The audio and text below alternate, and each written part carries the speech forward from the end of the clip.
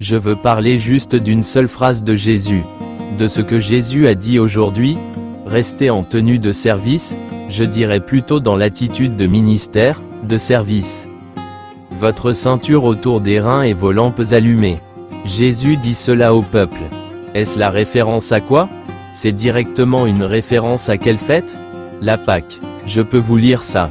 Je suis avec la petite Bible de Jérusalem, je vous conseille, c'est la meilleure traduction. Chapitre 12 de l'Exode, verset 11, qui parle des instructions de la loi, comment fêter la Pâque, à quelle date, etc. Au verset 11, il est écrit, c'est ainsi que vous la Pâque mangerez. Nous le faisons maintenant, nous sommes en train de nous lever pour manger le pain azime, pur du corps du Christ. Comment vivre l'Eucharistie? Votre ceinture autour des reins. Si je comprends bien, cela symbolise plutôt la route, c'est pour la route. Au centre de la maison, on mettra la ceinture, avec le portefeuille, la bourse. C'était donc un peu ça, on se met en marche. L'Eucharistie, c'est le pain des voyageurs. Ça va, c'est ici qu'on a besoin de manger avec la ceinture autour des reins parce qu'on est en chemin. Ensuite, vos sandales aux pieds et votre bâton à la main. Ce bâton est celui du voyageur.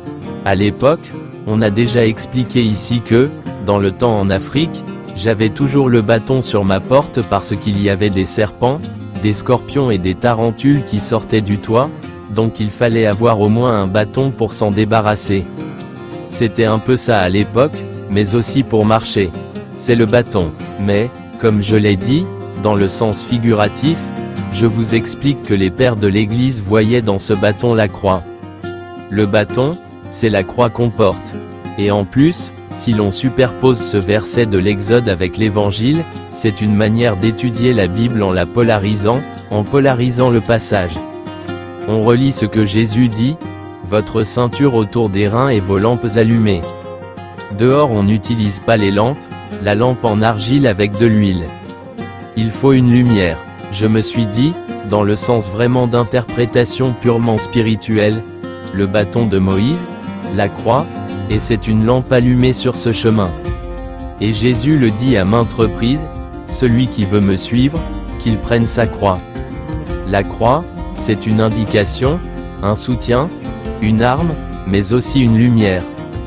Parce que, quand on regarde la croix, d'ailleurs, tous les mystiques le disent, la sagesse de l'Église la répète, la seule source de la sagesse invisible de Dieu, du mystère de Dieu, sa sagesse, la connaissance du mystère, la seule porte par laquelle on peut entrer dans cette sagesse, c'est la croix.